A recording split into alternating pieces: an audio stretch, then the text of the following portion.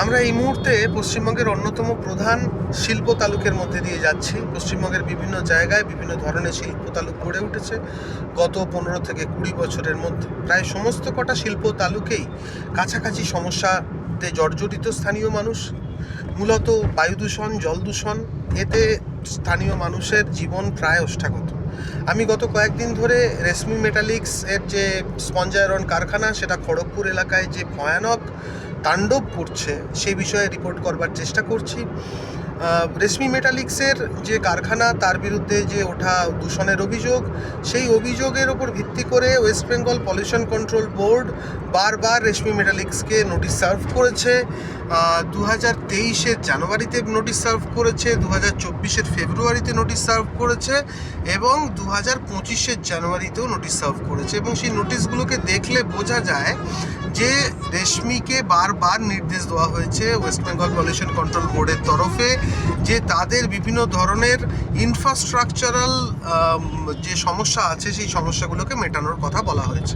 তাদের মেশিনারিজের সমস্যা আছে যেগুলি প্রাথমিকভাবে দূষণ নিয়ন্ত্রণের জন্য ব্যবহার করা হয়। এখন প্রশ্ন হলো, প্রত্যেক বছর নিয়ম করে জানুয়ারি অথবা ফেব্রুয়ারিতে তারা নোটিশ পাঠান কেন? তার কারণ শীতেই সব থেকে বেশি ভয়ানক আকার ধারণ করে বায়ু দূষণ, কারণ বাতাস থাকে তুলনায় হালকা, বাতাসে জলীয় বাষ্পের পরিমাণ কম থাকে, তাই দূষণ অনেক বেশি দূর অবধি ছড়ায় এবং মাটিতে প্রেসিপিটেটেড হয় অনেক কম।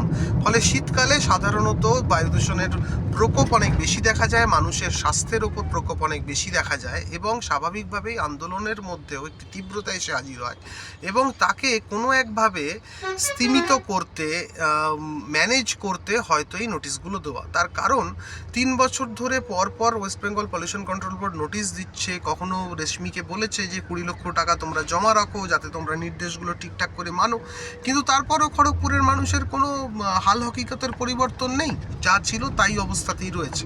এটা নির্দেশ করে যে আসলে West Bengal pollution control board এই নির্দেশগুলো দেওয়ার পরেও রেশমি মেটালিক্স তাদের কথা শোনেনি এবং যথেচ্ছাচার করছে।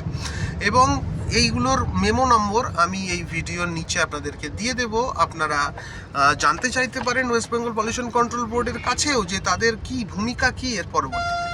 আপনারা জানেন, আমি আপনাদের সামনে বছর দুয়েক আগে বারবার এসেছি ধুলাগড়ে যে সিমেন্ট কারখানা, তার দূষণের বিষয়ে আপনাদেরকে জানাতে। সেখানেও পলিউশন কন্ট্রোল বোর্ড, এমনকি ন্যাশনাল গ্রিন ট্রাইব্যুনাল, তাদের নানা ধরনের নির্দেশের পরেও অবস্থা ততই বছর।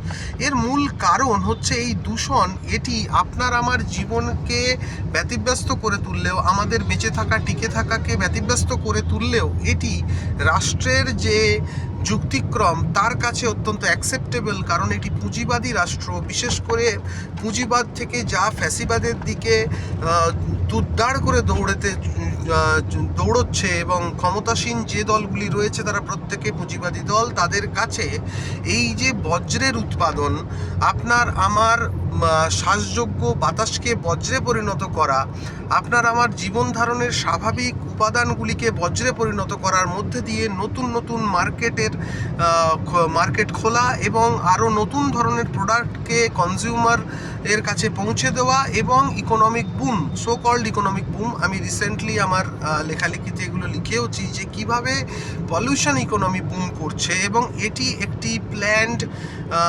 প্রোডাক্ট। এটা কোনো মানে বাই প্রোডাক্ট নয়, এটা কোনো অনিচ্ছাকৃত ভুল নয়, এটা ইচ্ছাকৃত, এগুলি পরিকল্পনার মাফিক করা হয়।